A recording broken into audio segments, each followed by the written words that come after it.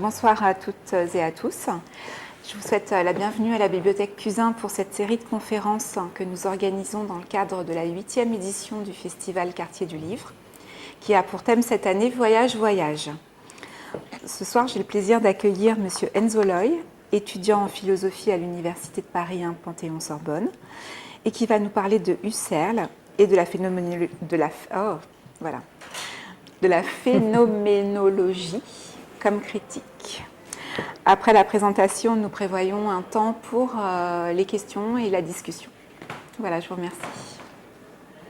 Merci.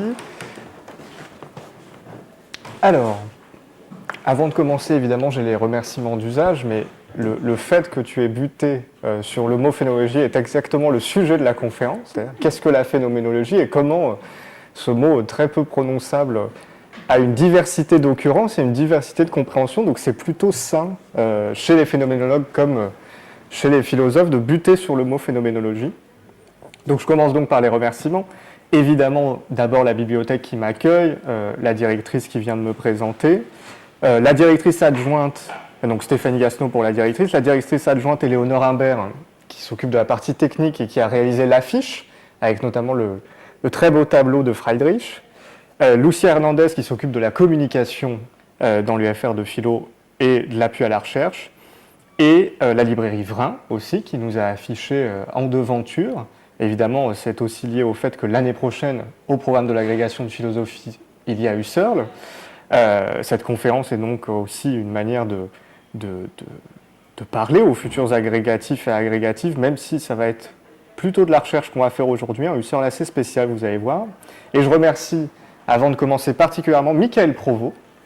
Michael Provost, qui est docteur en philosophie, elle a soutenu sa thèse il y a quelques mois sur une phénoménologie de l'oppression à Paris 1. Pourquoi je la remercie? Parce que l'idée de cette conférence m'est venue en fait en janvier de cette année. Elle était ici même pour le Salon Philo, pour présenter l'ouvrage qu'elle a dirigé avec Marie Garot, Expérience vécue du genre et de la race. Et lors des questions-réponses à cet échange, que vous pourrez retrouver sur le YouTube de la bibliothèque, en répondant à une question, elle cite ce passage qui a donné lieu à la citation de l'affiche et le passage que je vais longuement commenter, où Husserl parle du phénoménologue comme un voyageur. C'est donc Michael Provost qui, lors de ce salon philo, m'a donné l'idée de cette conférence, c'est pour ça que je l'en remercie, puisque c'est ce passage-là qu'on va longuement évoquer ensemble. Je commence donc.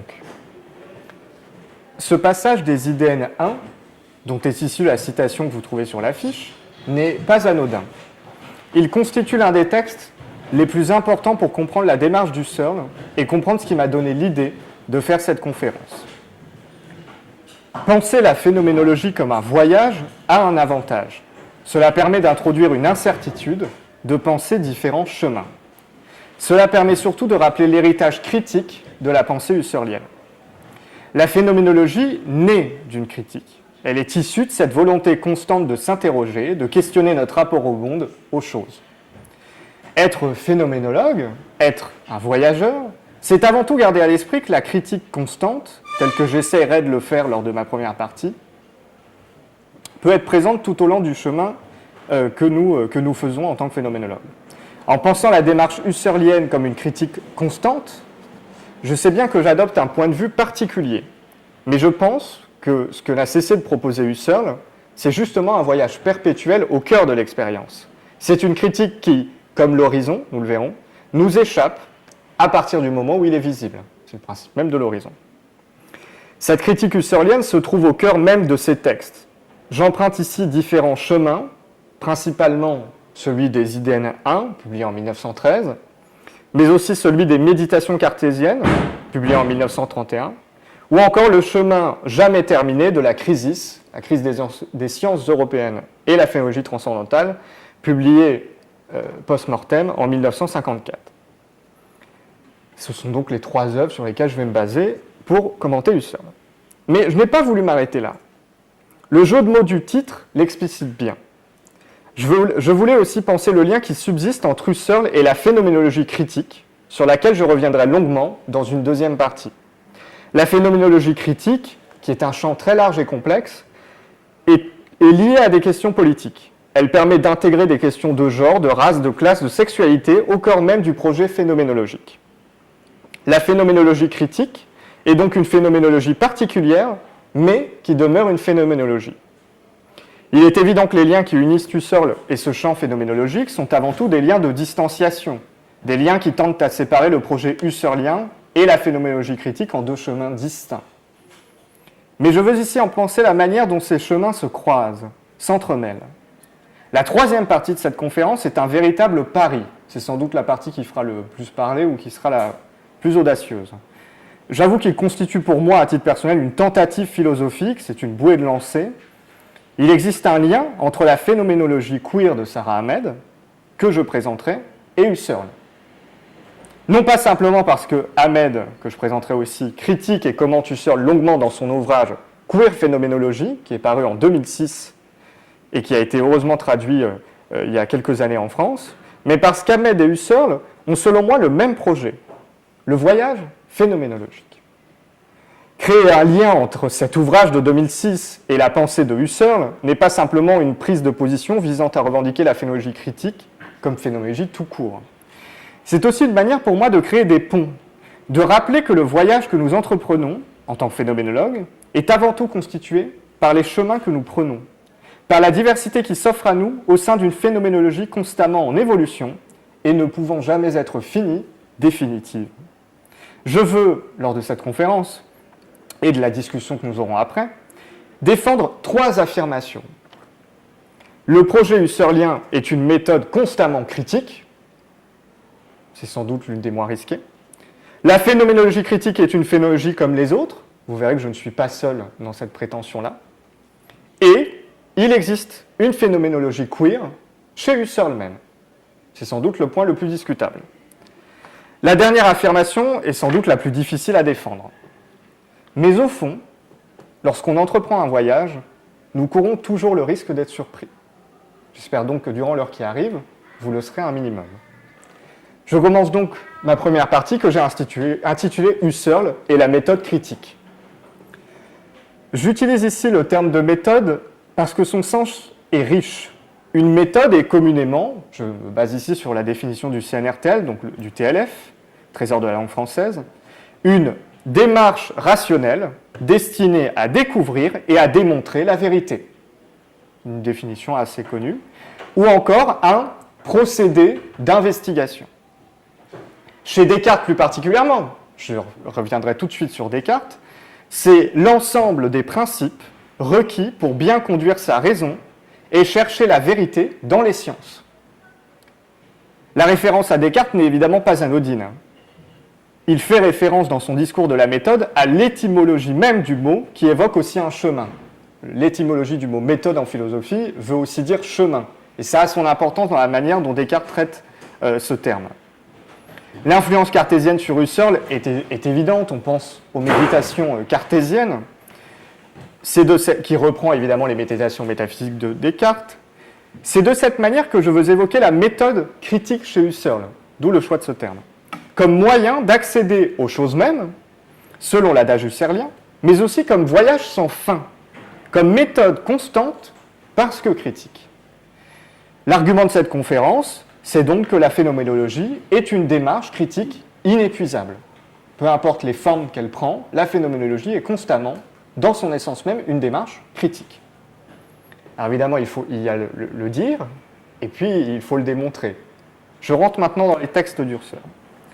Ils me font donc revenir sur certains points importants de la phénoménologie, et donc de celui qui est considéré comme le père de la phénoménologie, Husserl. Alors, ce n'est pas du tout un cours de phénoménologie, ça demanderait beaucoup plus de temps et de compétences sûrement. J'ai moi-même une interprétation très sélective, comme vous avez peut-être pu le deviner avec ma phénoménologie queer, de la phénoménologie. Mais cette méthode critique prônée par la phénoménologie est selon moi liée à une idée fondamentale qu'on retrouve chez Husserl. Nous vivons, pensons, en ayant ce qu'on appelle une attitude naturelle. Voilà comment Husserl définit cette attitude naturelle. D'emblée, là je vais majoritairement citer les idées N1, d'emblée, je découvre les choses devant moi pourvues de propriétés matérielles, mais aussi de caractère de valeur. L'attitude naturelle précède la méthode phénoménologique, et se traduit par une forme de quotidienneté de l'expérience. Je cite encore Husserl. « À chaque instant, je me trouve être quelqu'un qui perçoit, se représente, pense, sent, désire, etc. Et par là, je me découvre avoir, la plupart du temps, un rapport actuel à la réalité qui m'environne constamment. » Ce rapport habituel au monde, c'est justement celui que va questionner la phénoménologie. Et Husserl l'appelle l'attitude naturelle. Nous sommes constamment entourés d'un monde à qui nous accordons une valeur, à qui nous accordons un usage, etc. C'est donc cette attitude naturelle qui est qualifiée par Husserl. Pour instaurer la méthode phénoménologique, il faut que ce rapport habituel au monde soit interrogé, remis en cause. Cela se fera principalement par l'époqué, qu'on traduit habituellement par suspension du jugement. Je cite Husserl, « Ce que nous mettons hors de jeu, c'est la thèse générale qui tient à l'essence de l'attitude naturelle. L'époqué n'est pas la suppression du monde, ce n'est pas l'annihilation de l'attitude naturelle, mais constitue une forme de neutralisation. Quand je procède ainsi, nous dit Husserl, comme il est pleinement au pouvoir de ma liberté, je ne nie donc pas ce monde comme si j'étais sophiste, je ne mets pas son existence en doute comme si j'étais sceptique, mais, et c'est ce qui fait le phénoménologue, j'opère l'époqué phénoménologique qui m'interdit absolument tout jugement portant sur l'existence spatio-temporelle. La volonté pour Husserl, c'est ici de penser la phénoménologie comme une science critique, pour être précis. Voilà ce qu'il dit.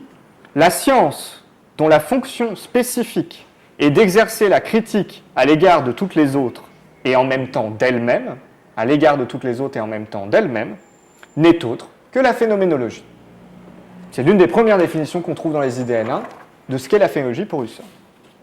Ce qui m'intéresse, moi, particulièrement, chez Husserl, et pour cette conférence, évidemment, c'est l'infinité des perceptions.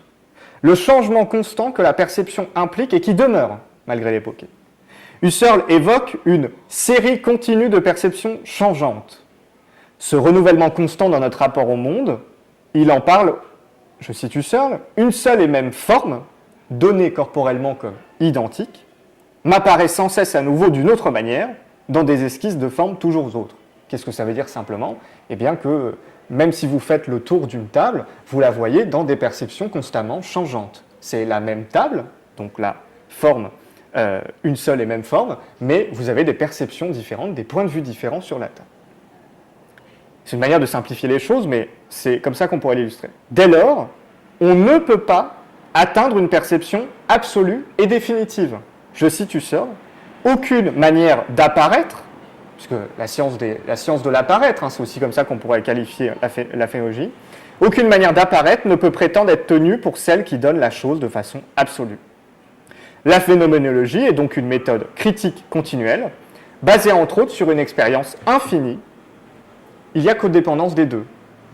C'est assez simple finalement, c'est-à-dire que, étant donné qu'on ne peut pas avoir de perception absolue d'une chose, on passe notre temps à faire face à des apparitions, à la manière dont elle nous apparaît, et donc l'expérience par définition est continuelle. Vous ne pouvez jamais percevoir, si ce n'est la même chose, du moins de la même manière. C'est grâce à l'idée d'horizon chez Husserl que l'on peut penser cette méthode. Donc comme vous voyez, je place petit à petit des termes importants, époqué, horizon, méthode critique, tout cela après va être évidemment réutilisé et rappelé. Ce chemin phénoménologique est par définition continu. Voilà ce que nous dit Husserl. Il subsiste toujours un horizon d'indétermination susceptible d'être déterminé, aussi loin que nous avancions dans le cours de l'expérience. Ce chemin de l'expérience est donc infini. Toute expérience actuelle, nous dit Husserl, conduit au-delà d'elle-même à des expériences possibles. Et celle-ci, à leur tour, a de nouvelles expériences possibles, et ainsi à l'infini. Ou encore, je cite encore Husserl, toute perception et tout divers de perception sont susceptibles d'être élargis. Le processus est donc sans fin. L'horizon, comme je le rappelais dans l'introduction, est par définition inatteignable. Plus vous vous en rapprochez, plus il s'éloigne. C'est exactement la même chose chez Husserl. L'expérience, c'est littéralement un processus infini. Plus vous voyez un objet, plus son apparaître évolue. Et donc cet objet devient d'une certaine manière insaisissable. Une autre idée importante de la phénoménologie, c'est évidemment le rapport commun que nous avons au monde. Comment dès lors penser une communauté humaine? Comment penser la diversité des perceptions qui est due à la diversité des sujets? Je suis constamment entouré d'autres sujets, d'autres êtres, qui eux aussi perçoivent, sentent, ressentent, jugent, etc. Husserl évoque ce qu'on pourrait qualifier de communauté de connaissances. Ce qui est vrai de moi vaut aussi, je le sais bien, pour tous les autres hommes que je trouve présents dans mon environnement. Cette communauté n'implique cependant pas une identité des expériences. Chaque être perçoit le monde à sa façon, comme le rappelle Husserl. Chacun a son poste, d'où il voit les choses présentes, et en fonction duquel chacun reçoit des choses, des apparences différentes. Ce sera aussi évidemment très important par la suite. Et ce que nous explique Husserl, c'est que cette infinité de l'expérience, elle est aussi liée à la diversité des points de vue, la diversité des sujets percevants. Il me faut maintenant citer longuement ce fameux passage que vous trouvez dans les IDN 1 à la page 334, pour être très précis. Husserl rappelle que la méthode propre à la phénoménologie, comme à la philosophie, est liée à ce qu'elle est. Il n'y en a pas de préféré, il n'y a pas de chemin préféré pour Husserl, même si lui en défendra certains au cours de sa vie, si ce n'est le chemin indiqué par son essence. Voilà ce que dit Husserl. Il n'y a pas de voie royale en phénoménologie, ni non plus en philosophie. Il n'y a qu'une voie, celle que prescrit sa propre essence. Évidemment, ce que je vais essayer de défendre moi, c'est que l'essence même de la phénoménologie, c'est la méthode critique. Donc peu importe le chemin qu'ont pris les phénoménologues, c'est toujours la méthode critique qui va prévaloir. C'est ce qui a donné, selon moi, et selon d'autres, la diversité de la phénoménologie. Entre un Lévinas, un Patočka, un Husserl, et aujourd'hui un Barbaras ou une Nathalie Depraz, il y a une diversité, non seulement des points de vue, mais des idées, alors qu'on évolue dans le même champ. Si vous regardez l'histoire de la philosophie en général, c'est la même chose. Entre un Spinoza et un Platon, il y a des différences, il y a des points communs, mais ce n'est pas vraiment le même problème, ce n'est pas le même sujet qui est abordé. Je cite donc le passage. Et cette idée, évidemment, sera importante pour la suite de cette conférence sur l'essence de la phéno. Mais une seule chose est permise et nécessaire. Le passage est un peu long, j'y reviendrai. C'est que nous nous efforcions à chaque pas, notez la métaphore filée du voyage, de décrire fidèlement ce que nous voyons réellement, de notre point de vue, et après l'étude la plus sérieuse. Notre démarche est celle de quelqu'un qui ferait un voyage d'études dans une partie inconnue du monde. Il décrit, il décrit soigneusement ce qui s'offre à lui sur les chemins non frayés et non pas toujours les plus courts qu'il emprunte. Il peut avoir l'assurance que ce qu'il énonce, c'est ce qui devait être dit, étant donné le temps et les circonstances. Ces descriptions conserveront toujours leur valeur parce qu'elles sont une expression fidèle de ce qu'il a vu, même si de nouvelles études doivent donner le jour à de nouvelles descriptions considérablement améliorées. Dans le même esprit que ce voyageur, nous voulons être par la suite de fidèles témoins des configurations phénoménologiques, et pour le reste, garder une attitude de liberté intérieure, même à l'égard de nos propres descriptions. Dans ce passage, on a quasiment tout. Vous avez d'abord cette idée de l'infinité de l'expérience, même si de nouvelles études doivent donner le jour à de nouvelles descriptions. Donc, même si à l'avenir, moi-même, je propose de nouveaux points de vue sur un objet ou sur les choses que j'observe, et même si d'autres peuvent contester, la démarche critique évolue, le voyage est sans fin. Et en plus, je conserve cette liberté intérieure qui s'appelle tout simplement la méthode critique, c'est-à-dire la capacité que j'ai à revenir sur mon expérience. Comment s'effectue ce retour? Grâce à l'époquée. La phénoménologie est donc un voyage comme méthode critique, la méthode critique comme un voyage. Dans les deux cas, c'est non seulement sans fin, ce qui ne veut pas dire sans objectif, j'y reviendrai, mais c'est donc constamment renouvelé par la diversité de l'expérience et de ma perception du monde. Il y a aussi de nombreuses références au voyage après les IDN 1. On trouve, je l'ai noté en lisant les méditations cartésiennes, on trouve de nombreuses références au trajet, au point de départ, etc. C'est des expressions qui reviennent très souvent chez Husserl, cette idée de voyage, de chemin à parcourir, de pas à faire, de trajet à parcourir, etc. Husserl évoque la possibilité de se tromper dans les méditations cartésiennes et pense un moyen non pas d'échapper au doute, au fait de se tromper, à la critique, qui est une menace constante, encore une fois, mais un moyen de la prévoir. Le moyen de la prévoir, il est très simple, c'est la méthode critique elle-même. Voilà ce que dit Husserl. Dans chaque évidence, l'être ou la détermination d'une chose est saisie par l'esprit en elle-même dans le mode la chose elle-même. Saisie comme la chose elle-même. Et avec la certitude absolue que cet être existe. Certitude qui exclut dès lors toute possibilité de douter. Il y a bien une table devant moi. L'être peut se révéler une simple apparence. L'expérience sensible nous en fournit maint exemple. Il peut y avoir évidemment des apparences. Cette possibilité, toujours ouverte à l'objet de l'évidence, de devenir ensuite objet de doute, donc une évidence puisse passer de l'évidence au doute. Souvenez-vous de Descartes, je perçois au loin des hommes, ah non, ça pourrait être des automates. Vous voyez au loin une forme, en fait c'est un arbre et pas une personne, tout simplement. De pouvoir n'être pas, donc malgré l'évidence, nous pouvons du reste la prévoir par une réflexion critique. La critique est donc, pour Husserl, une anticipation constante, une découverte constamment possible, qui donc ne pose pas de problème concernant l'apparence, puisque l'apparence peut toujours être modifiée, puisqu'elle fait partie de l'expérience qui est sans fin, et elle peut être modifiée par quoi? La méthode critique. Donc la phénoménologie, finalement, et c'est complètement lié à Descartes, c'est pour ça que ça apparaît dans les méditations cartésiennes, se prévaut du doute constant et de l'erreur par sa méthode critique elle-même. C'est aussi la force du Husserl de s'être réapproprié Descartes pour aller vers ce point-là. La référence cartésienne est évidemment flagrante dans un passage où l'idée de voyage, de suivre un chemin, une méthode, apparaît clairement. Je cite ici la Chrysis.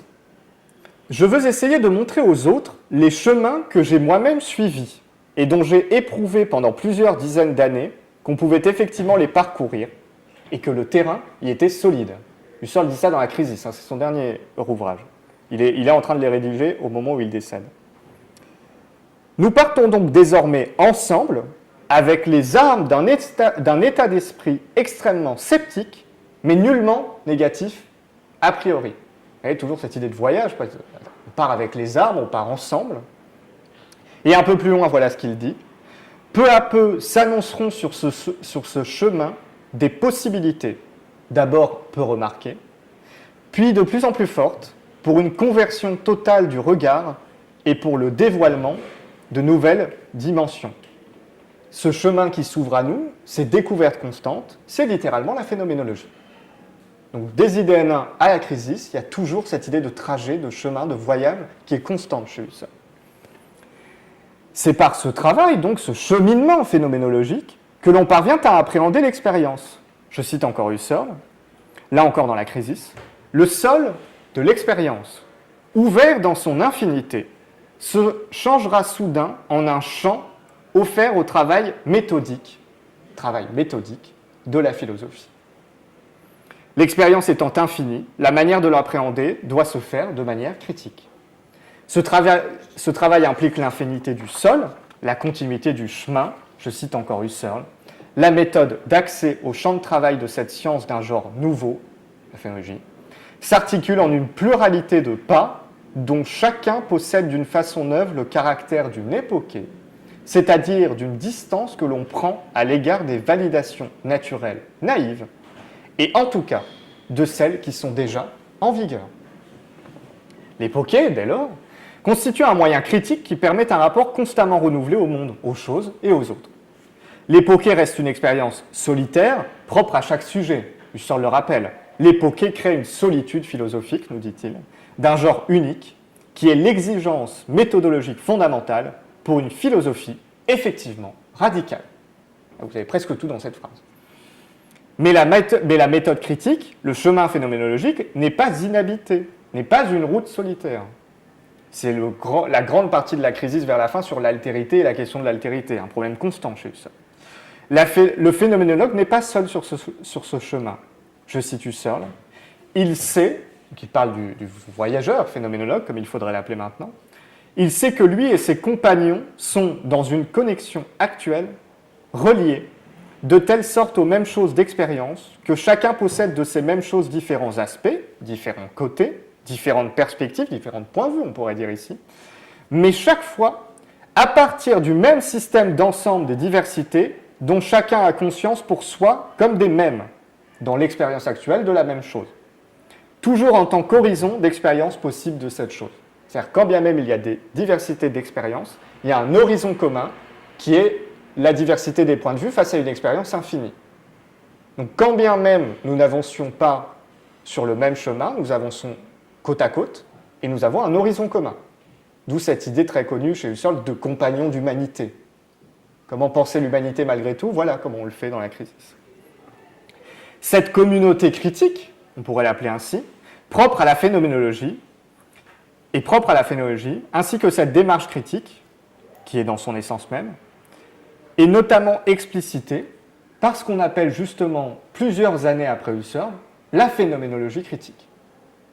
Voilà pour la première partie de cette conférence qui visait un peu à rappeler certaines choses ou à faire découvrir certains principes importants chez Husserl, l'époquée, l'horizon, la méthode critique. Je passe aujourd'hui, même maintenant, à la phénoménologie critique, donc deuxième partie, la phénoménologie critique, entre continuité et renouveau. Je l'ai appelé ainsi puisque vous allez voir que ce champ de la phénoménologie est très particulier, il est actuellement en discussion. Je me base sur deux ouvrages majeurs qui ont été publiés en 2020 et en 2022. C'est vous dire à quel point c'est récent. Je vous le dis en français-anglais, 50 concepts for phénoménologie, donc 50 chercheurs et chercheuses qui parlent de phénoménologie critique, et Phenomenology as Critique, qui a été publié en 2022, et qui parle justement de la phénoménologie comme critique. Ça aussi, j'ai découvert cet ouvrage après avoir trouvé le titre de la conférence, mais comme vous voyez, on évolue dans le même champ. Et on va voir les problèmes qui se posent pour qualifier cette phénoménologie critique de phénoménologique, et en même temps comment elle permet d'ouvrir de nouveaux chemins. Il est difficile de définir précisément la phénoménologie critique. Pour ce faire, donc, vous avez les ouvrages que je viens de citer, et vous pouvez aussi voir, j'en parlais au début, l'introduction de l'ouvrage de Marie Garot et Michael Provost. Donc pour le coup, ça c'est en français, contrairement au reste. Expérience vécue du genre et de la race, qui explique extrêmement bien les modalités, les problématiques rencontrées. Quand je cite évidemment les 50 concepts for a phenomenology as critique, for a critical phenomenology ou phénoménologie as critique, c'est donc en anglais, donc je traduis moi-même. C'est important de le signaler.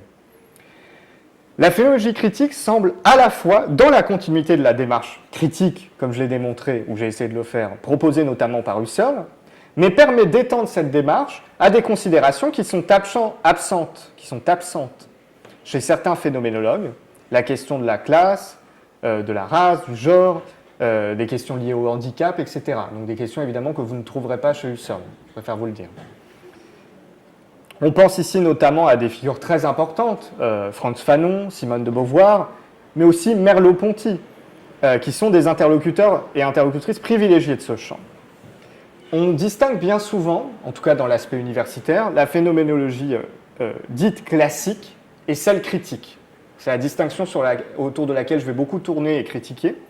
Bien que les frontières soient parfois peureuses, vous voyez bien par exemple que Merleau-Ponty est à la fois quelqu'un qui appartient à la phénoménologie dite classique, c'est un incontournable pour les cours de phénoménologie, et en même temps il est considéré comme un phénoménologue très ouvert sur ces questions-là et réutilisé par les phénoménologues dits critiques.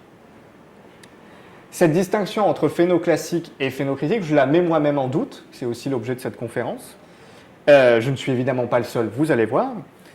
Et selon moi, la phénoménologie critique est donc un champ d'ambivalence que je vais évoquer tout au long de cette partie et qui est complètement lié à la démarche même de la phénoménologie, cette ambivalence et ce voyage infini. Je commence donc par citer une phrase de Iris Marion Young, qui résume selon moi à elle seule tout l'intérêt de penser une démarche critique. Voilà ce que dit Young, donc célèbre phénoménologue de la fin du XXe siècle, qui est surtout connu pour son livre On Female Body Experience. Il me semble que l'on ne peut plus dire que la phénoménologie est une méthode rigoureuse, mais plutôt qu'il s'agit d'une démarche d'enquête. La phénoménologie comme démarche d'enquête. Cette démarche d'enquête, que j'appelle ici la méthode critique, c'est totalement lié à ce qu'a pu penser Jung, vise justement à retirer à la phénoménologie son aspect parfois figé, à contester cette vision parfois rigide de la phénoménologie, notamment liée à son aspect parfois scientifique par ailleurs. La phénoménologie critique comme continuité d'abord. Pourquoi il y a une continuité entre la phénocritique et la phéno dite classique? La phénoménologie, on l'a vu avec Husserl, n'est pas étrangère à une démarche critique. Comme le rappellent les auteurs et autrices de l'introduction de Phénologias Critique, la phénoménologie est un effort critique permanent. C'est souligné dans le texte. C'est en italique. La critique fait donc partie de la méthode même, je reprends ici l'étymologie, au sens de chemin comme de moyen, propre à la phénoménologie. Je cite encore cette introduction. La critique est en grande partie une question de méthodologie. Elle demeure donc ce chemin à parcourir, cette orientation constante, comme le rappelle Lisa Günther, qui est une figure très importante de la phénocritique, dans 50 Concepts, je dirais 50 concepts, je le dirais en français. En d'autres termes, nous dit-elle, la phénoménologie nous oriente dans une direction critique. Vous voyez, dès le début de ces ouvrages-là, dans les articles de ces ouvrages-là, c'est assez clair. On remarque par exemple que le rapport à l'attitude naturelle, dans la pensée naturelle justement, est critique, comme le rappelle David Carr, dans Phénologias Critique. Voilà ce que dit David Carr. L'approche phénoménologique de l'attitude naturelle est critique. Vous voyez, là, on est complètement dans la même lignée que ce que disait Husserl, c'est l'époqué. Souvenez-vous de la citation d'Husserl sur la voie royale, justement. Ici, l'essence même de la phénoménologie, c'est la critique. L'essence même de la phénoménologie, la voie royale de la phénoménologie, c'est sa méthode critique. Anthony J. Steinbock évoque lui-même ce changement de rapport au monde, je le cite, « La vision du monde naturel, en tant que tel, est thématisée en tant que problème. » C'est littéralement la phénoménologie critique du Husserl.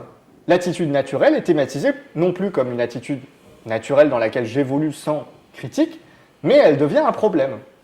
L'attitude naturelle devient un problème grâce à quoi? Grâce à l'époqué. On retrouve donc, forcément, l'importance de l'époqué dans ses travaux. Comme le rappelle Nathalie Depraz dans Phénologias Critique, donc Nathalie Depraz qui est une phénologue assez connue en France, sûrement l'une des plus importantes commentatrices du Husserl à l'heure actuelle, et qui justement fait évoluer dans la phénologie, lui fait prendre des chemins de traverse très intéressants. Voilà ce qu'elle écrit dans Phénoménologias Critique. L'époqué en tant que critique même des présupposés est au cœur de la phénologie en tant que philosophie. Donc même dans la phénologie critique, l'époqué reste une voie obligatoire, un passage obligatoire. L'époqué donc continue à être pensé comme ce qui nous permet un retour critique concernant l'attitude naturelle, ce qui instaure forcément un rapport d'étrangeté, un mot qui va devenir important maintenant, un rapport d'étrangeté fondamentale propre à cette conférence et à notre rapport au monde.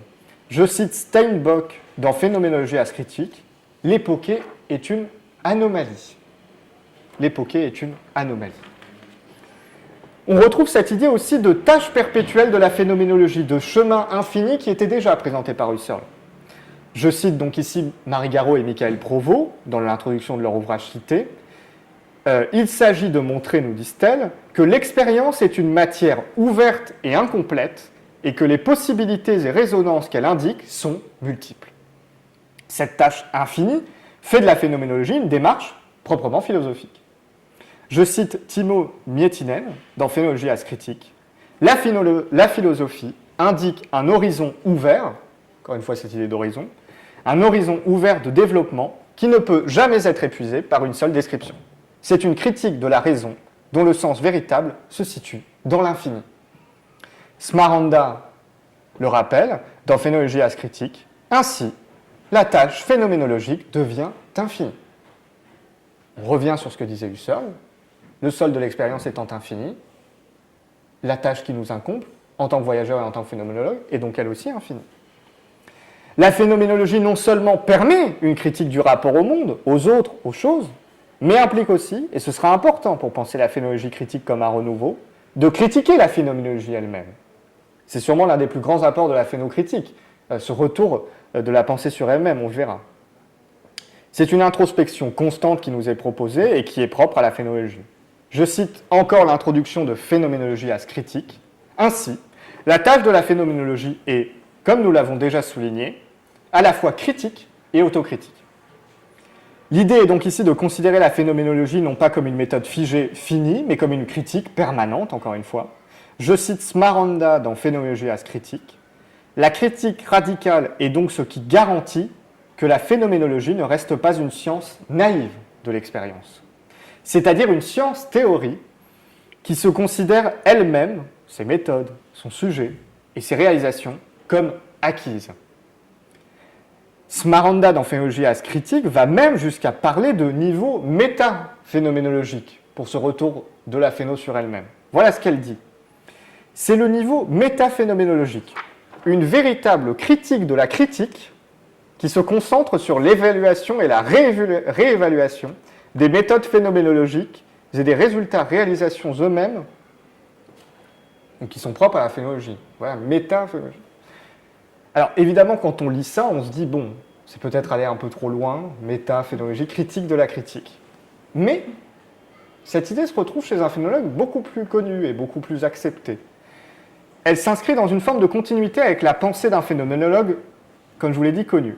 Si la critique est exercée par le phénoménologue voyageur, l'autocritique de sa méthode n'est pas sans rappeler ce que dit un certain Patočka dans son livre, qui est un livre plutôt intéressant, qui s'appelle littéralement « Qu'est-ce que la phénoménologie ?»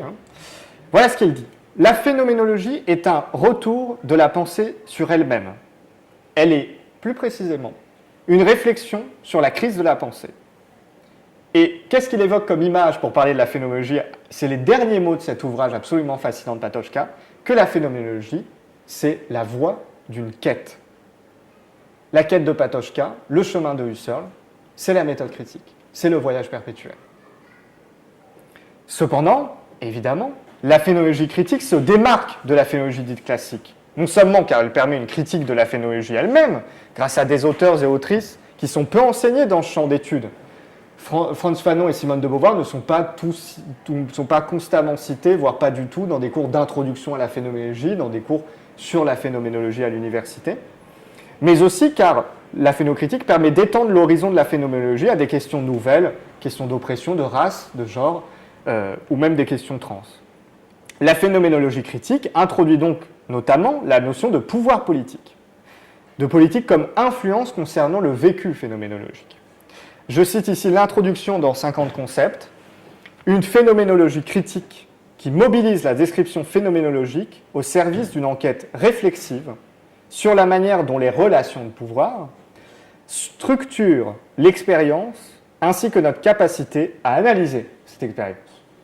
La critique n'est pas critique si elle refuse de se situer, de reconnaître les limites et les responsabilités de sa propre perspective. Une phénoménologie critique attire l'attention sur les multiples façons dont le pouvoir se déplace à travers nos corps et nos vies. C'est le grand intérêt de la phénocritique. Il y a un lien qui est évident avec ce qu'on appelle les state point theory, donc les théories du point de vue, et les problèmes posés par des gens comme Harding, Donna Haraway, Nancy Arstock ou Patricia Hill Collins. Vous voyez que là, on étend considérablement le champ. Beaucoup de phénoménologues ne connaissent pas ces questions. Parfois, les critiquent et les rejettent de manière véhémente, pour ne pas dire autre chose. Mais en fait, ça ouvre complètement le voyage phénoménologique. Vous voyez que là, on sort des sentiers battus, littéralement. La phénoménologie critique permet donc de penser la diversité des vécus, la diversité des êtres, des voyageurs au sein de ce chemin critique. Là où le voyageur phénoménologue ressemble souvent, et c'est ce qui sera critiqué par la phénoménologie critique, à Husserl, c'est-à-dire un homme blanc, valide, occidental, la phénoménologie critique entreprend d'ouvrir différentes voies, de faire entendre différentes voix, comme le rappelle Dwan H. Davis dans 50 concepts. Pour parvenir, nous dit-il, à une phénoménologie critique, la phénoménologie doit être considérée comme une philosophie de la différence plutôt que de l'identité. C'est notamment essentiel concernant l'altérité en phénoménologie. Il est évident qu'au-delà des questions politiques et au-delà des avis qu'on peut avoir sur les questions de genre, de race, de handicap, il est tout de même assez difficile de penser à un monde commun si vous ne pensez pas la place des personnes dans ce monde-ci. Et dans ce monde, il n'y a pas que des Husserl, il n'y a pas que des gens comme moi, comme vous, il y a des gens très différents. Donc cette diversité des vécus, elle ne minimise pas la démarche phénoménologique, elle l'étend à d'autres perceptions qui changent notre manière de voir le monde. Si les questions de genre vous énervent ou vous n'avez pas envie d'en parler, demandez à votre ami daltonien comment il perçoit les couleurs et vous verrez que le monde change considérablement pour lui. La phénoménologie critique implique surtout d'évoquer des sujets politiques, d'ajouter à la démarche phénoménologique une valeur politique. Je cite Lisa Günther, dont j'ai déjà parlé, dans 50 Concepts. La phénoménologie critique est à la fois une façon de faire de la philosophie et une façon d'aborder l'activisme politique. Ce n'est évidemment pas contradictoire. Le voyage husserlien devient aussi un voyage politique, prend littéralement une orientation politique. Par cet apport politique, la question n'est plus simplement de critiquer notre rapport au monde, mais de le changer, comme le dit Lisa Günther elle-même. La phénoménologie critique doit aller au-delà de la description de l'oppression, développant des stratégies concrètes pour démanteler les structures oppressives. En d'autres termes, et c'est une phrase importante chez elle, le but ultime de la phénoménologie critique n'est pas seulement d'interpréter le monde, mais aussi de le changer. C'est ce qu'implique l'arrivée de la politique en phénoménologie. C'est plus simplement constater le changement du monde, mais de le faire changer littéralement. La distinction dès lors entre les deux est certes liée à des changements de perspective et de sujet d'étude, donc entre la phéno dite classique et la phéno critique. Mais la phénoménologie classique ou critique demeure imprégnée de cette méthode critique. J'espère l'avoir plus ou moins démontré. Je cite Jenna Johnson dans Phénoménologie as critique. Pour moi, nous dit-elle, la distinction la plus fondamentale n'est donc pas entre la phénoménologie classique et la phénoménologie critique. Toute recherche phénoménologique, pour autant qu'elle soit valable, a une portée critique. Toute recherche phénoménologique, pour autant qu'elle soit valable, a une portée critique. La phénoménologie est donc elle-même critique, comme le rappelle Smaranda dans Phénoménologie as critique. Ce qui apparaît également, c'est que qualifier la phénoménologie de critique est redondant. Il n'existe pas de phénoménologie non critique. Donc parler de phénoménologie critique, c'est quelque chose de l'ordre du pléonasme pour la phénocritique. Il y a dans le livre Phénoménologie as critique un article qui a été très important pour moi, qui a été vraiment une source d'inspiration afin d'avoir le courage, si je puis dire, de défendre cette idée de phénoménologie critique et queer ici. C'est un article de Lina M. Rodmeyer. Article absolument génial. Elle explicite le lien entre la phénoménologie dite classique et celle dite critique. Voilà ce qu'elle dit. La phénoménologie classique n'est pas simplement un prédécesseur dépassé, mais elle fournit plutôt les bases méthodologiques fondamentales d'une phénoménologie critique plus explicite, tout en effectuant des analyses critiques à part entière. La conclusion simple et claire de Rodmeyer est celle-ci. La phénoménologie critique est donc toujours de la phénoménologie. La continuité actée entre les deux n'empêche pas le renouveau. Ce sont simplement de nouvelles routes à parcourir. La phénoménologie critique n'empêche pas le projet husserlien de continuer, ne le fait pas échouer, elle lui fait prendre différentes routes, mais comme je vais essayer de le faire dans quelques instants, ces routes s'entremêlent, s'entrecroisent. La phénoménologie critique est donc ambivalente. Comme phénoménologie, elle continue un voyage que Husserl avait déjà initié, celui du questionnement constant d'une critique intrinsèquement liée à la méthode phénoménologique. La phénoménologie critique, c'est de la phénoménologie. Mais, et c'est ce qui la rend aussi si intéressante, elle permet de construire de nouvelles routes, d'ouvrir de nouvelles voies, de penser aussi la diversité des voyageurs qui nous accompagnent. Bien que perpétuant des notions et des sujets propres à Husserl, l'époquée, l'horizon, l'attitude naturelle, et à des phénoménologues bien connus, Patočka, Merleau-Ponty, Husserl, elle permet d'envisager une phénoménologie qui n'est pas étrangère au social ou au politique. Elle permet à la phénoménologie d'étendre son horizon, de renouveler ses perspectives. Je veux maintenant, pour la dernière partie de cette conférence, tenter de comparer deux phénoménologies qui peuvent sembler opposées, mais qui constituent pour moi un pari. C'est le rapprochement donc effectué entre Sarah Ahmed, queer phénoménologie, et Edmund Husserl. La troisième partie s'appelle donc le voyage comme méthode queer, quand Husserl croise Sarah Ahmed. J'ai essayé de penser cette partie de la conférence, qu'est-ce qui se passerait littéralement, et j'espère que l'image vous parlera, sinon j'aurais juste l'air d'être fou, qu'est-ce qui se passerait littéralement si sur ce chemin phénoménologique, Husserl croisait Sarah Ahmed. Voilà, donc Husserl, il vient d'écrire la Crisis, il a déjà fini quasiment toute sa pensée, et il croise Sarah Ahmed sur le chemin qui vient de publier en 2006 ce livre. Qu'est-ce qui se passerait s'ils commençaient à se parler? C'est cette espèce de dialogue que j'ai voulu dessiner ici. Nous accueillons donc une nouvelle voyageuse, Sarah Ahmed. Qui est-elle? C'est une universitaire féministe qui s'intéresse aux questions queer et postcoloniales. Vous voyez qu'on est très loin du Searle. Elle est née en Angleterre, d'une mère anglaise et d'un père pakistanais, qui sont allés ensuite en Australie, où elle a fait ses études. Pourquoi ça m'intéresse de vous parler de tout ça? Puisque c'est donc une voyageuse. Non seulement par sa pensée, mais par sa vie même. Les nombreux voyages qu'elle a effectués ont beaucoup un peu influencé sa vision de la philosophie, on le verra. Son livre Queer Phénoménologie, dont je me sers pour cette comparaison, est donc heureusement traduit en français depuis l'année dernière. C'est très récent. Le rapprochement entre les deux n'est donc pas du tout évident, loin de là.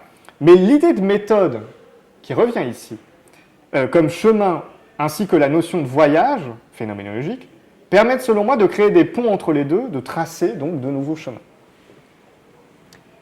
Comment faire? C'est notamment d'abord la notion d'orientation chez Ahmed qui m'intéresse. C'est la question de l'orientation, ça revient très souvent chez elle. J'ai déjà évoqué évidemment l'importance de l'orientation, que ce soit concernant la perspective à adopter, souvenez-vous de l'horizon, de l'époquée, des points de vue, mais aussi concernant son rôle politique, quand je parlais d'orientation politique, selon la formule consacrée. Ahmed, dans cet ouvrage, rappelle, comme évoqué d'ailleurs dans l'introduction de Phénoménologie as critique, que la phénoménologie critique ou queer est aussi une critique de la méthode phénoménologique elle-même. Je cite Sarah Ahmed, « Une phénoménologie queer pourrait se tourner vers la phénoménologie en interrogeant non seulement le concept d'orientation dans la phénoménologie, mais aussi l'orientation de la phénoménologie. » Vous voyez, une critique à la fois interne, externe et de perspective.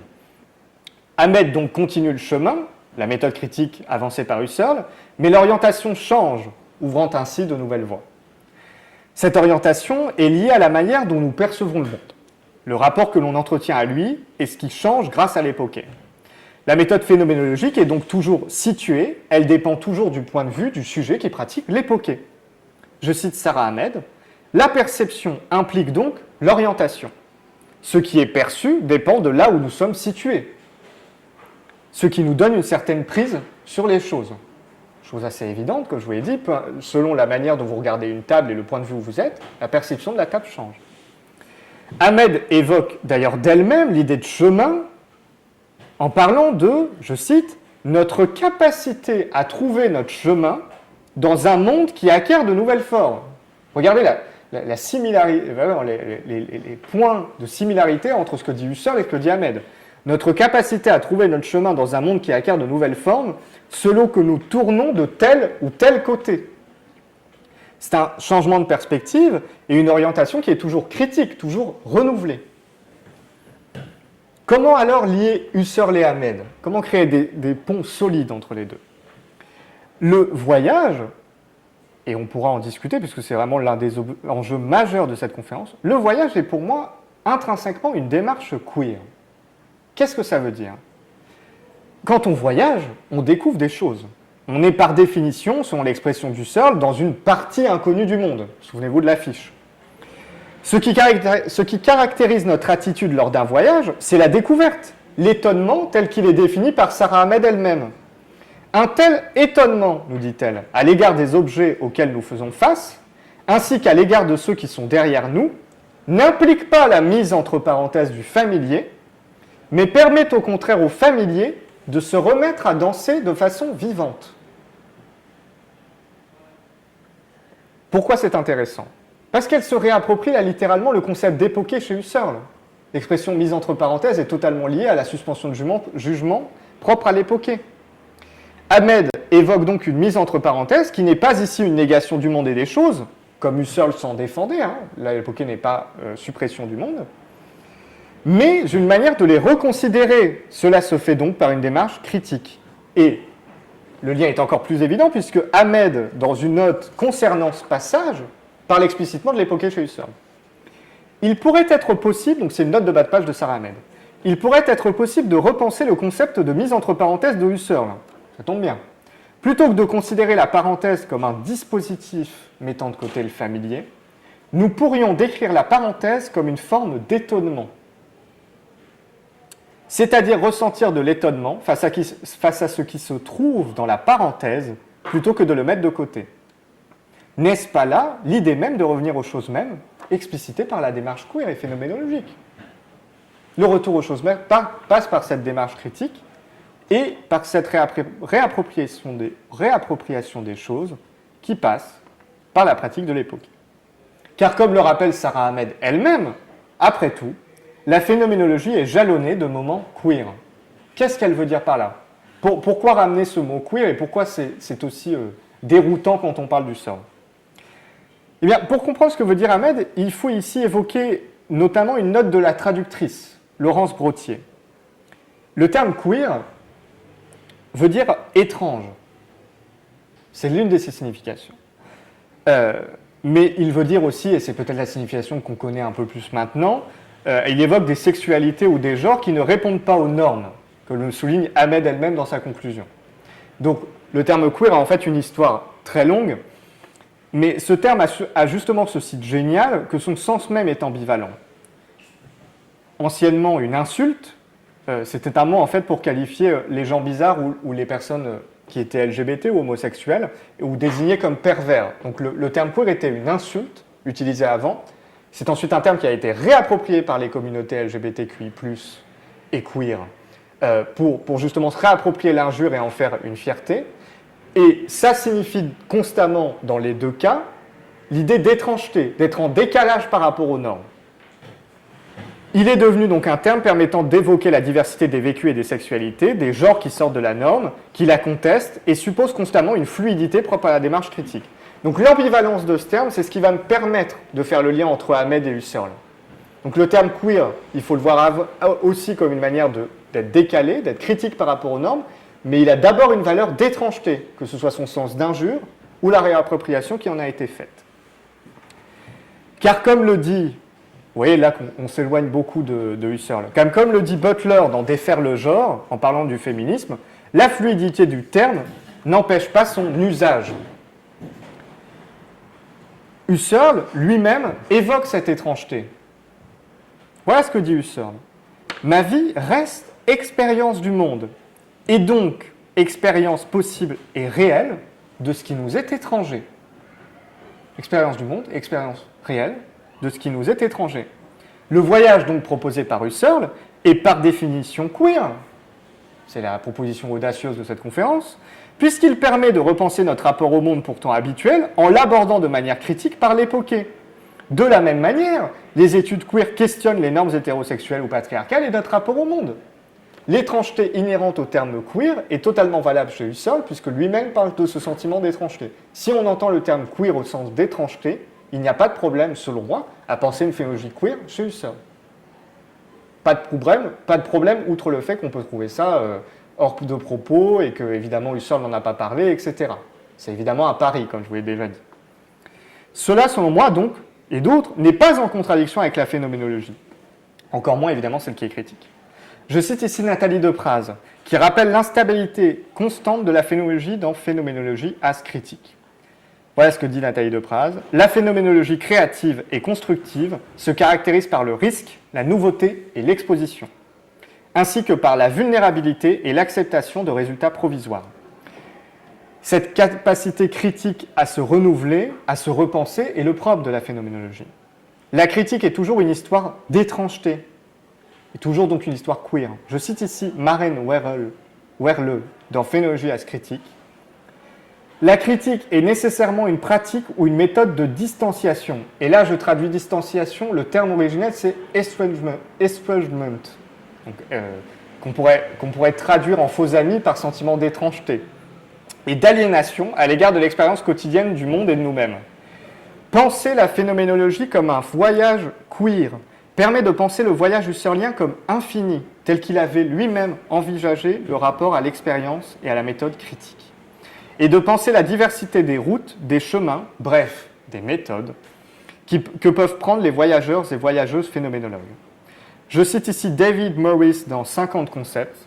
Il est suggéré ici que la découverte d'horizons par la phénoménologie s'apprête en effet en permanence et toujours toute prétention de la phénoménologie ou de la philosophie à prétendre qu'il s'agit d'un livre fermé. La pensée et la réflexion sont conçues à partir d'un être intersectionnel qui s'ouvre au-delà de nous, avec lequel nous nous croisons, intersect, D'où l'idée des chemins qui s'entrecroisent, dont je parle depuis le début. Là, elle se réalise, le carrefour de la phénoménologie dans lequel Husserl peut croiser Hamed, qui peut croiser Patočka, qui peut croiser Michael Provost, tous ces gens-là se croisant. L'idée d'intersection donc des vécus, des chemins. Il me faut maintenant conclure. La phénoménologie est donc un voyage critique. Les chemins qui la constituent sont pavés d'interrogations, d'idées, de tentatives, de découvertes. Être un phénoménologue, un voyageur, c'est apprendre que la découverte n'est pas une possibilité propre à notre démarche, mais une nécessité propre à notre pensée. Penser la phénoménologie comme un voyage permet d'ouvrir différents horizons, de penser la diversité des vécus, loin des préjugés qui nous font refuser de prendre certains chemins, sous prétexte qu'ils sont étranges, qu'ils sont queer. La phénoménologie est par définition queer, car elle implique, sûrement la phrase qui donnera lieu à beaucoup de discussions, la phénoménologie est par définition queer, car elle implique constamment de penser différemment, de critiquer les normes mêmes qui subsistent au moment où on entreprend ce voyage, car elle n'est pas autre chose que cette volonté constante de revenir aux choses mêmes. Revenir aux choses mêmes implique donc forcément d'en penser la diversité, de considérer l'étrangeté constante qui est le propre de la découverte. Et c'est une certaine Bell Hooks, que je cite ici, une célèbre féministe noire états-unienne qui en parle le mieux, en faisant référence lors d'une conférence au travail de Tim Dean, universitaire travaillant sur ces questions. Voilà ce que dit Bell Hooks sur le terme queer. Queer, non pas comme étant à propos d'avec qui on a des relations sexuelles, c'est pas simplement ça, elle nous dit, cela peut en être une dimension, mais queer comme étant à propos du soi qui est en contradiction avec tout ce qui l'entoure et qui doit inventer et créer et trouver un endroit où s'exprimer et s'épanouir et vivre. Un soi en contradiction avec tout ce qui l'entoure, c'est littéralement l'époquer face à l'attitude naturelle. La phénoménologie de Sarah Hamed, la phénoménologie critique, ne sont pas des chemins qui s'écarteraient simplement du projet husserlien. Ils croisent celui-ci constamment, ils permettent de penser un renouveau constant de la phénoménologie qui se trouve dans son principe même, un voyage donc par définition queer. Je vous remercie.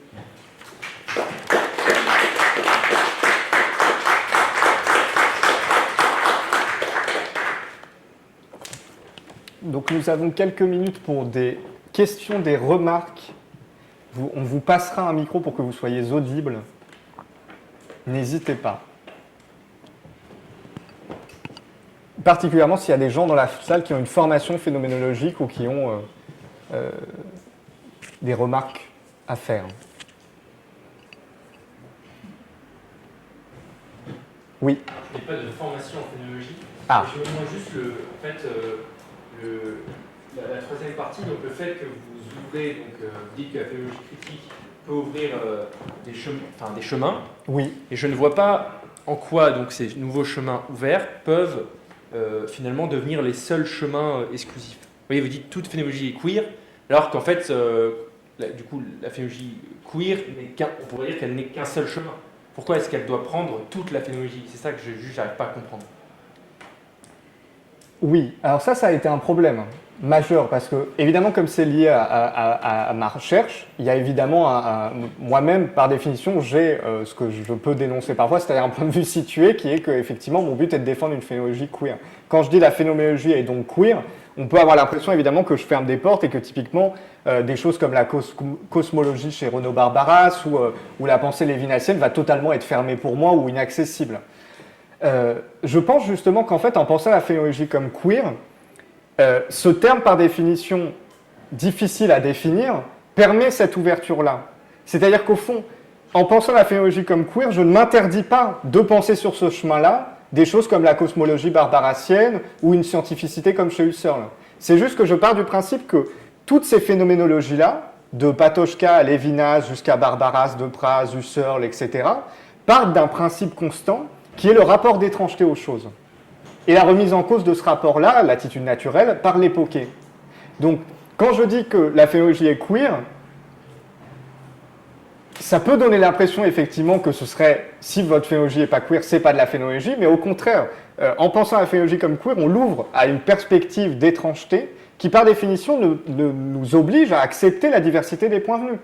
Et donc, même à accepter une pensée comme celle de Husserl qui peut être complètement en décalage avec celle de Sarah Ahmed pour certains. Moi, je crois qu'il y a une continuité entre les deux, qui est que les deux sont obstinés par une chose, le retour aux choses mêmes, et un rapport critique au monde. Et ça, vous voyez, on ne peut pas l'enlever à tous les gens que je viens de citer. Après, effectivement, mes préoccupations personnelles et celles de Sarah Ahmed sont plus portées pour des questions queer au sens politique du terme. Mais si vous enlevez, ou plutôt non, si vous conservez ce côté politique, mais que vous laissez la place à l'aspect d'étrangeté, toute phénoménologie est acceptable tant qu'elle est critique. Vous voyez ? Et c'est pour ça que je voulais vraiment créer des ponts, et des ponts très larges du coup entre Sarah Ahmed 2006 et Husserl 1913, parce que je trouvais ça hyper intéressant de savoir si ça fonctionnait, et en quoi ça n'enlevait rien, ni à l'un, ni à l'autre, vous voyez ?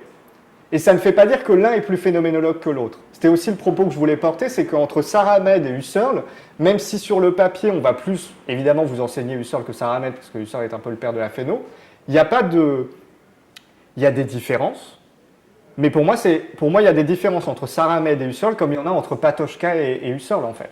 C'est ça que j'ai voulu faire, parce qu'évidemment, il y a un discours que je ne vous ai pas offert, qui est la remise en cause de ces questions-là dans ce champ phénoménologique. Donc, l'impression que vous avez eue, elle est aussi liée au fait que la phénoménologie queer est tellement contestée et parfois mise de côté par les phénoménologues dits classiques ou les phénoménologues très connus, que c'était aussi une manière provocante, ou en tout cas une manière pour moi de dire oui, c'est de la phéno, et en plus, c'est exactement la phéno telle qu'elle a été présentée par Husserl, avec quelques différences, mais le principe est le même. Donc, pour répondre à votre question, quand je dis que la phénoménologie queer, je ne veux pas dire par là qu'il n'y a qu'une seule bonne et vraie phénoménologie, si ce n'est celle qui permette de comprendre toutes ces phénoménologies. Vous voyez ? Oui, donc vous êtes en train de dire que la phénoménologie queer est une phénoménologie. Oui. Mais qu'elle n'est pas la phénoménologie. Que la phénoménologie, par contre, est queer, si on entend queer au sens d'étrangeté. Puisque dès que vous commencez une démarche phénoménologique, vous êtes toujours dans un rapport d'étrangeté au monde. Oui, mais vous jouez sur les mots, là. Enfin, c'est une provocation de jouer sur le mot queer. Si on prend le mot queer... Enfin, tu... Oui, ou tu me dis vous, c'est sympathique. Si tu prends le mot queer en tant que tel, c'est pas tant une provocation, en fait. Parce que le mot en tant que tel permet cette idée-là. Si tu prends le mot queer au sens d'étrangeté, la phénoménologie est littéralement un rapport d'étrangeté au monde, même chez Husserl. Donc évidemment, je ne vais pas te dire que ça ne fonctionne pas, parce que sinon je ne serais pas là, et je n'aurais pas passé 1 heure à vous embêter avec ça. Mais moi, j'en suis intimement convaincu. Mais ça ne doit absolument pas faire l'effet inverse et fermer la porte aux autres phénoménologies. Mais souvent, la porte, elle est fermée de l'autre côté. Moi, ça ne me dérange pas de discuter avec mes collègues phénoménologues, mais penser à la phénoménologie comme queer, ça a ce côté évidemment provoquant parce que ça surprend.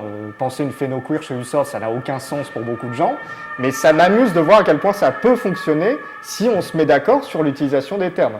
Et l'histoire de la philo, c'est quand même littéralement, en grande partie, essayer de se mettre d'accord sur l'utilisation des termes. Donc oui, c'est provoquant, mais c'est pas juste pour s'amuser, ce que je suis en train de faire entre guillemets. Il y a vraiment un fond qui me paraît légitime, je le pense. Donc oui. De telle manière que j'ai pu dire que la phénocritique est certes une phénoménologie, si vous pensez en termes de classe, d'école de pensée, mais en fait, elle est totalement liée au projet initial de la phénoménologie, selon moi. Dites, vous aviez une question. Alors, on va vous passer le micro. Et merci pour votre question. Merci pour votre question, oui. Oui. Comme ça, on vous entend. Oui. Alors, en fait, c'est un peu dans la même ligne de questionnement. Enfin, il y a dans les premières citations que vous donniez sur de Husserl, oui. Moi, il m'a frappé que, par rapport au problème de la communauté, on a l'impression qu'il se donne une sorte d'évidence. Il dit « je sais que les autres partagent, que sont la même expérience ». Et alors, est-ce que c'est pas à ce niveau-là que, justement, par rapport à ce que serait le sens commun d'une démarche queer, est-ce que ça ne conduit pas, en un sens, à problématiser, enfin, au moins, certains partages d'évidence qui serait celui de Husserl.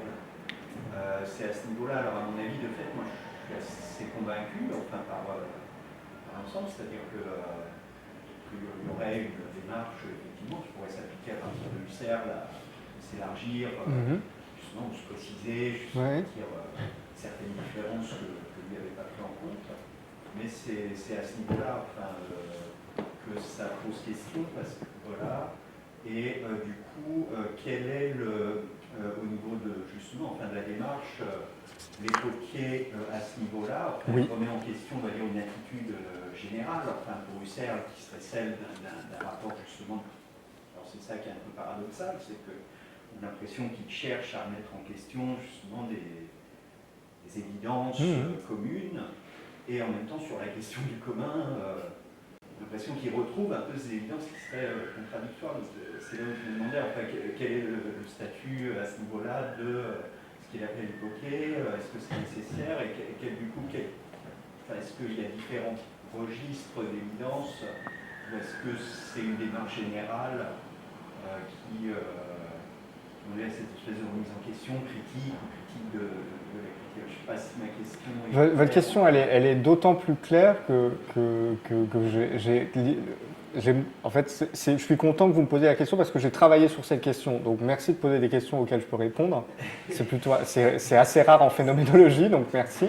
En fait, le problème que vous avez soulevé de manière hyper intéressante, c'est en fait un problème sur lequel on bute, en fait. Parce que quand il pense l'altérité, Husserl, il pense vraiment effectivement à un sens commun de « je sais bien que celui en face, il va percevoir ».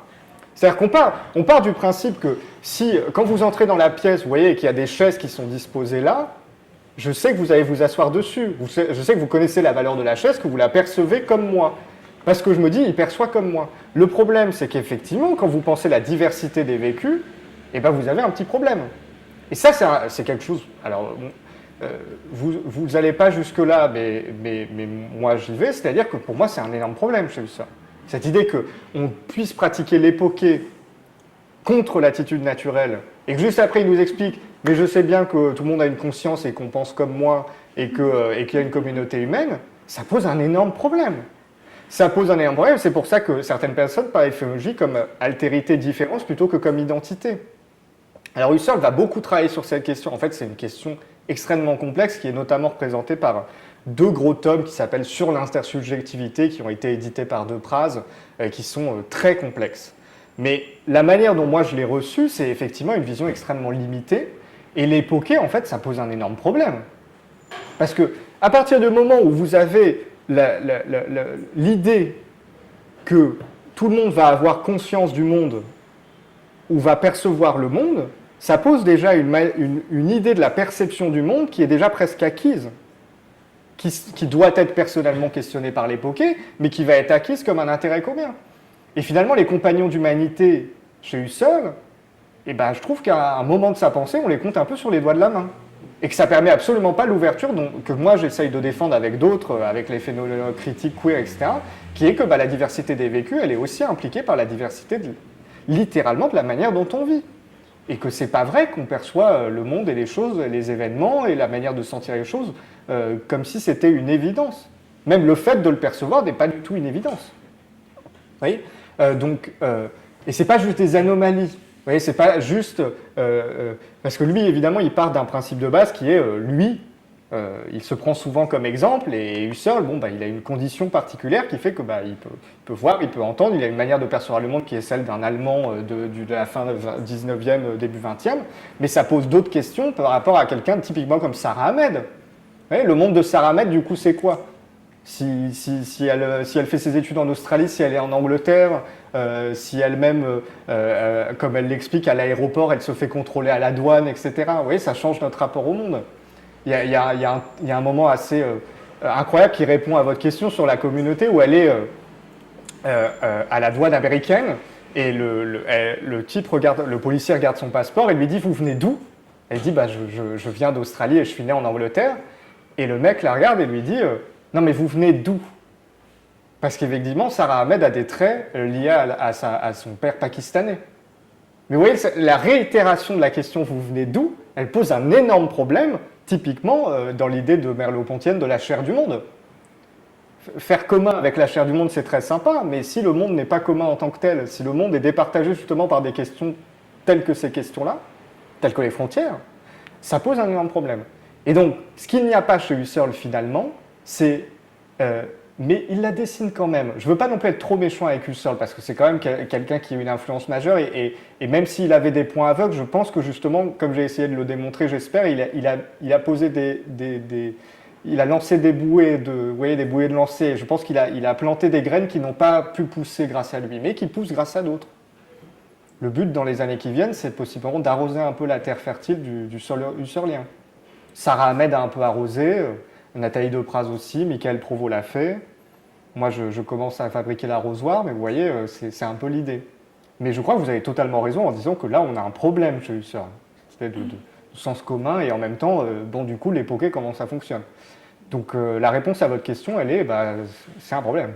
C'est un problème chez Husserl. C'est un problème quand on lit les textes, même in extenso. Est-ce qu'il y a d'autres questions ou remarques?